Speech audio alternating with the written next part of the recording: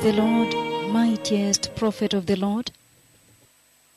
Well, the Lord Jehovah has spoken with me. The Lord Jehovah Makadishken, Jehovah El Olam, the Lord Jehovah Elohim, Jehovah Ori, the Lord my life. He has spoken with me this past night, yesterday. And the Lord spoke to me in a very, very tremendous way about events that will take place on the earth. And in this conversation, the Lord took me to Germany. He took me to Germany. And in Germany, the Lord showed me tremendous sexual sin in Germany. And he also took me by the beaches of northern Germany, both sides, the one on the side of Hamburg, the one on the side of Kiel, the other side, the two sides of the beaches of Germany. And the Lord took me into the land also, the land of Germany. And he showed me a lot of sexual sin. I could see a lot of sexual sin in the land of Germany. He also made me see the homosexuality in the land of Germany, how it has been institutionalized, it is accepted, it is acceptable, it is normalized. Prostitution, women are walking nude. Men are involved in immorality too, in a big way. Lesbianism, the gay LGBT parade, this living with a man without marriage, so much sexual sin in the land, including the dressing of the people of Germany. And the Lord then asked me to pronounce the dreadful judgment of the Lord over the nation of Germany. And when I obeyed the Lord and commended the tremendous judgment of the Lord over the nation of Germany, then I saw a storm from the ocean, and I saw it spin like that, the way the tornadoes spin, and made its way towards the beaches of Germany. So I've seen the storm coming to Germany. And I do not know whether it was on the North Sea. It looked more like it was from the Baltic Sea side this way, but it came. And when the storm stormed the Germans, I saw a lot of things damaged. I see a lot of people trying to remove things, property from the houses. They were hit by storm. Now, I have not seen so much storm in Germany, but this is now going to take place. A historic storm is going to storm and hit and strike the nation of Germany because of sexual sin in Germany, because of godlessness in Germany, because of heathenism, just not caring, and Eastern religions, yogas, meditations, and what that have replaced the worshiping of Jesus in Germany. Germany was begun and born as a God-fearing nation. Germany was known for its Christianity, when they began, Germany was very much known for Christianity. And one can see that in the many, many churches that are all over the land. They are now ancient, they are now old churches, abandoned, most of them. But those are the footprints on the ground that the people of Germany had worshipped Jesus before and had loved Jesus. But now there is so much sexual sin, deception. The church has died in Germany. The few churches that are here and there, they have turned into commercial ventures, artificialism, where they worship and preach the modern life, the present life, the here and now of Germany. And so the Lord is commanding the nation of Germany to repent and turn away from sin. The Lord is instructing the church in Germany to call forth a national repentance all the way from Berlin, all throughout to Frankfurt, to Bremen, all the way to Hamburg, down to Munich, to Stuttgart, to Mannheim, and every single city, even Koblenz, Bonn. The Lord is calling for a national repentance in Germany, that he may restore them, that he may bring them back to Jesus, that they too may be given a real opportunity to prepare for the glorious coming of the Messiah. The Lord commanded me to pronounce forth a tremendous judgment over the land of Germany this past night. And when I did so, a historic flood, a storm came from the ocean, and I see as though it is coming from the Black Sea this side. I see the ringing of the storm, the way the tornadoes form at that gulf, coming to strike Germany.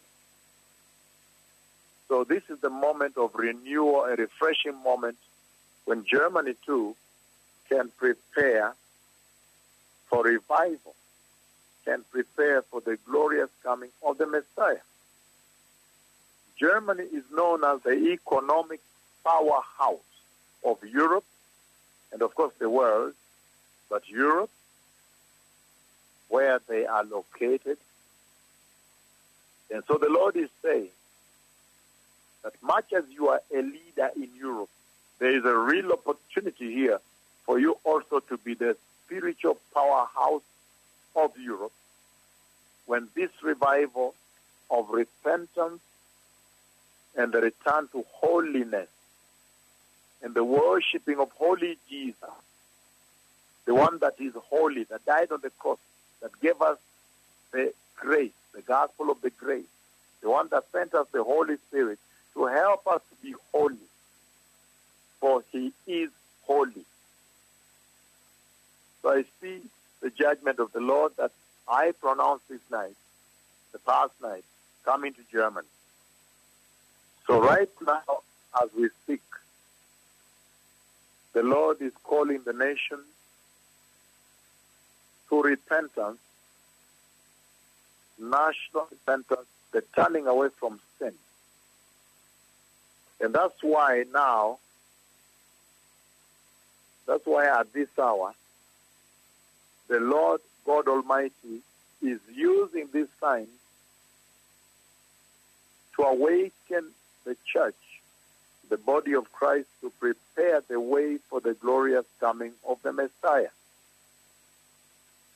The Bible in the book of Luke, Luke chapter 21 from verse 25, he says, "There will be signs in the sun, moon and stars.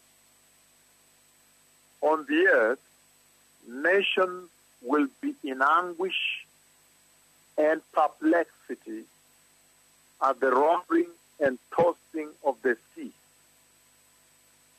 Verse 26 of Luke 21, he says, people will faint from terror, apprehensive of what is coming on the world. For the heavenly bodies will be shaken. At that time, they will see the Son of Man in a cloud with power and great glory. When these things begin to take place, verse 28, stand up and lift up your head, because your redemption is drawing near. And in the book of Joel chapter 2, verses 30 and 31, he says, I will show wonders in the heavens and on the earth, blood and fire and billows of smoke. Verse 31, the sun will be turned to darkness and the moon to blood before the coming of the great and dreadful day of the Lord. So the book of Luke chapter 21 and Joel chapter 2 come out very, very clearly on the signs of the time. And right now, there is this tremendous shaking of the heavenly bodies that has begun. Began with a massive titanic collision of the two neutron stars that the Lord commanded me to institute above the heavens here, above the sky, way back, as far back as 2005. He continued taking me up there 2007 and 8 also, shaking the entire universe. And yet, in Luke 2, he said, when you see the roaring and the tossing of the sea, nations will be in anguish and perplexity at the roaring and the tossing of the sea. And he says, people will faint from terror, apprehensive of what is coming on the world, for the heavenly bodies will be shaken. And he says, when you see all these things, then you should stand up and lift up your head, because your redemption is drawing near. Right now, apart from the shaking of the heavenly bodies, now is the roaring and the tossing of the sea. All this is tied by the Lord unto repentance. The repentance revives needs of this hour. The need for the church to purge, to be purged of sin. The need for the hearts of men to mow down the mountains that have exalted themselves above Christ Jesus. The need for the depressions and the valleys of sexual sin in the hearts of men to now be filled in the highway of the Lord, the way of the Lord made straight and marked. This is the hour of opportunity. This is the hour at which it's most exciting to be a Christian, to be born again, and born again well. Receive Jesus and reject sin and wickedness. Reject sexual sin, sexual lust. This is the hour. The Lord has spoken so clearly with maximum clarity about the coming of the Messiah and the standards of that day. For without holiness, nobody will see the Lord. The Lord is saying that blessed are those whose ears have partaken of this caution tonight. That the hour to be right with the Lord is now. That nobody knows the day or the hour. However, for they that prepare, blessed are they. They will be the beholders of the eternal glorious kingdom of Jehovah. I have seen the Messiah coming. I have seen the judgment of the Lord according to the words of my tongue. Strictly according to the words of my tongue, I have seen a storm, one of them coming now to Germany, also through the Baltic Sea. This is the hour to prepare the way for the glorious coming of the Messiah.